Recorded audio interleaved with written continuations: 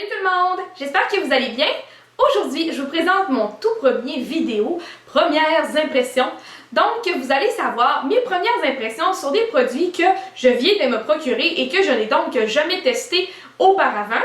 Puis aujourd'hui, vous êtes chanceux parce que tous les produits que je teste sont des produits qui sont à prix abordable et disponibles en pharmacie. On va donc tester aujourd'hui le True Magic The Sun Kisser de CoverGirl, l'ombre à paupières en crème Color Tattoo de Maybelline dans la couleur Inked in Pink, le traceur Master Duo de Maybelline dans la couleur 500 Black Lacquer et le Baume Lac de Revlon dans la couleur 115 Fantaisiste.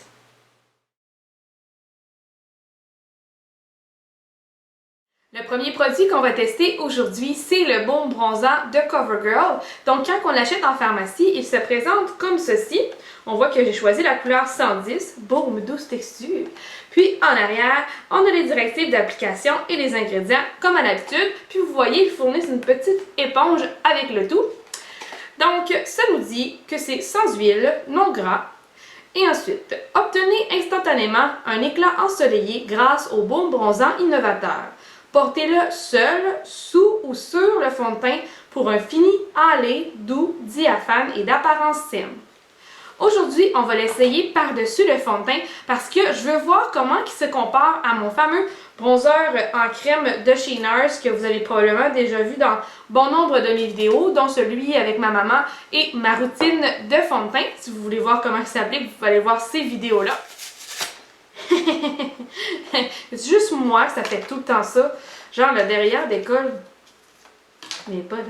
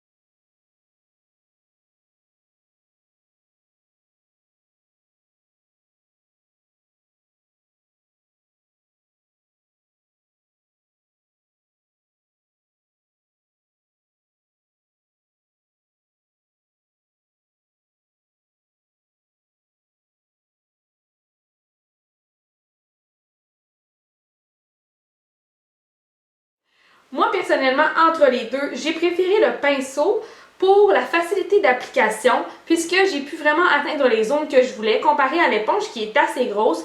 Mais aussi, au niveau de l'entretien, c'est beaucoup plus facile d'aller entretenir un pinceau comme ça avec un spray qu'on a simplement besoin de passer dans un Kleenex par la suite, que celui-ci qu'on doit laver avec de l'eau et du savon après chaque utilisation. Je vois très bien comment on pourrait utiliser ce produit-là en dessous du fond de teint, puisque quand on l'applique avec l'éponge, on a vraiment une couvrance très légère, puis ça pourrait faire une espèce de petit bronzage un petit peu partout, puis on pourrait le porter seul à ce moment-là aussi pour avoir un éclat et un teint santé très léger. On va maintenant tester sa tenue. Il est présentement midi, donc je vous reviens dans quelques heures pour voir si le produit tient bien sur la peau. Je n'appliquerai pas de poudre par-dessus. Je veux vraiment voir comment le produit travaille avec les huiles naturelles que notre peau sécrète. Donc je vous reviens avec ça bientôt.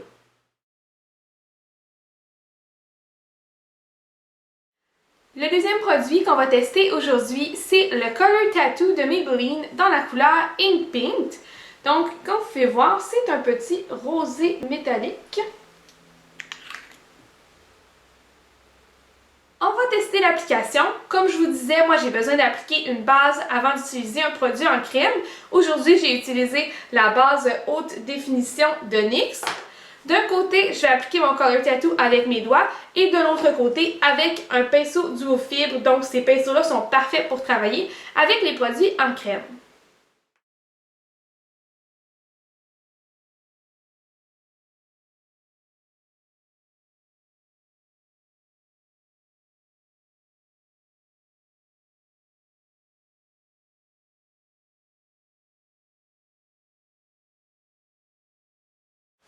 On peut voir tout de suite qu'avec l'application avec le doigt, la couleur est beaucoup plus légère. Puis lorsqu'on l'applique avec le pinceau, on a vraiment une application qui est plus opaque. Donc ça dépend de l'effet que vous voulez. Personnellement, c'est sûr que j'aime bien avoir une opacité. Je vais maintenant aller faire mon maquillage des yeux réguliers par-dessus, voir si les couleurs vont ressortir plus avec la base colorée en dessous. Puis je vous reviens pour vous montrer le résultat final.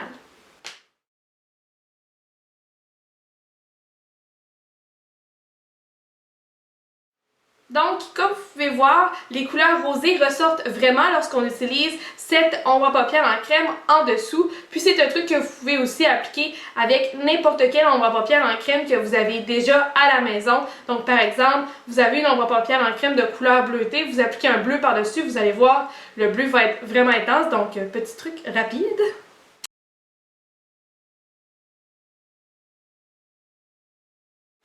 Le troisième produit qu'on essaie aujourd'hui, c'est le traçeur liquide Master Duo de la marque Maybelline. Donc comme vous pouvez voir sur l'emballage, on dit qu'il y a une pointe double, donc pour faire des traits fins ou larges, puis aussi que c'est un fini glossy, donc un fini brillant.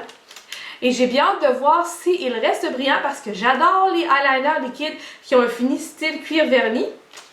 Pour le mode d'emploi, on dit 1. Utilisez le côté plat de la pointe pour dessiner un trait épais et marqué. 2. Tournez la pointe à 90 degrés pour obtenir une ligne plus mince et délicate. Ici, ça dit de bien agiter. Voici la pointe double dont on parle. Là, on a le côté large, donc ça ressemble à une goutte de pluie. Puis quand on le tourne, il revient mince. Donc, large, mince, large, mince.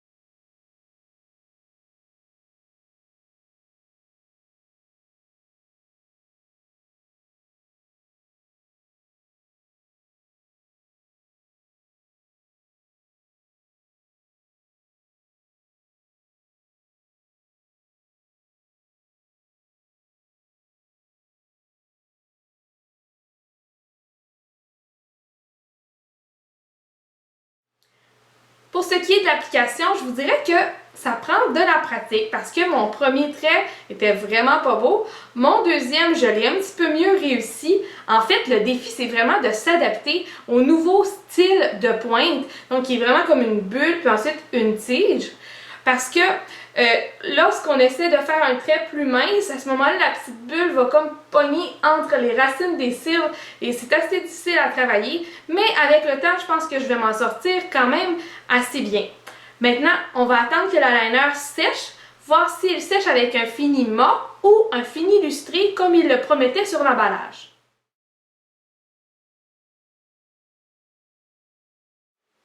Le dernier produit qu'on va tester aujourd'hui, c'est le Baume Lac de Revlon dans la couleur 115 Fantaisiste. C'est un rose mauve métallique très pigmenté. Revlon, avec ces produits-là qui sont en forme de crayon, a voulu aller refaire le concept qui était déjà exploité par plusieurs compagnies, dont Tarte avec ses Lip Surgeons, qui sont en forme de crayon, mais comme vous pouvez voir, j'aime beaucoup ces produits-là. En fait, ce sont mes produits préférés pour les lèvres. Ils sont très hydratants, puis très agréables à porter.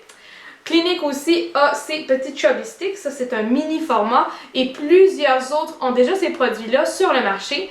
Donc c'est facile d'application puisque c'est sous forme de crayon. Puis ensuite on les twist pour que le crayon ressorte plus lorsqu'il est utilisé jusqu'au bout finalement.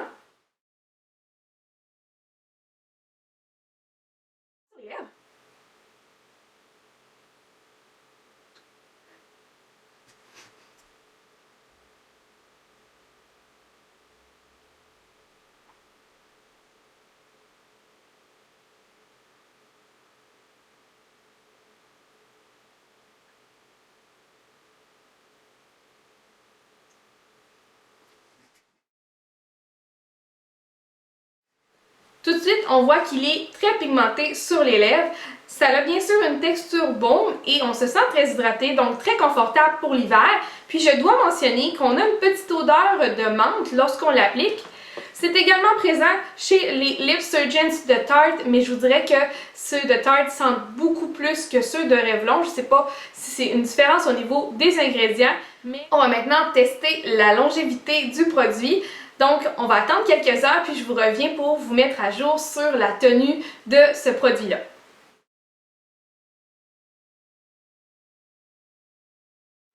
Me voici de retour. Ça fait 5 heures que je porte tous les produits qu'on a essayés aujourd'hui et là, on va aller voir s'ils ont bien tenu. Le premier produit qu'on va analyser, c'est le True Magic de CoverGirl. Donc, je vous avais dit que je ne le fixerais pas avec une poudre et je ne l'ai pas fait, mais ça fait en sorte que la texture baume est restée baume toute la journée. Donc en ce moment, si je mettrais mon doigt dans une partie où je l'ai appliqué, ça ferait une trace de doigt tellement la texture est grasse. Je vais enlever ma lumière principale et je vais vous montrer de quoi ça a l'air. Donc, comme vous pouvez voir, ma peau est assez huileuse lorsque j'applique pas de poudre par-dessus mon fond de teint, mais elle est particulièrement huileuse dans les zones où j'ai appliqué le baume. Donc vous voyez ici, là, je suis reluisante comme jamais. Même au niveau des joues, c'est assez intense, honnêtement. C'est très désagréable de se toucher le visage puis de le sentir très gras. Donc vraiment, faut le fixer avec une poudre. Pour ce qui est des autres aspects du produit, ils sont tous positifs pour moi. Premièrement, le prix était très abordable. Deuxièmement, la couleur n'est pas trop orangée puis elle fait très naturelle. Troisièmement, le produit s'estompe très facilement dans la peau, donc très facile d'utilisation pour de tous les jours, mais aussi pour les gens qui ont plus de misère à travailler avec un produit.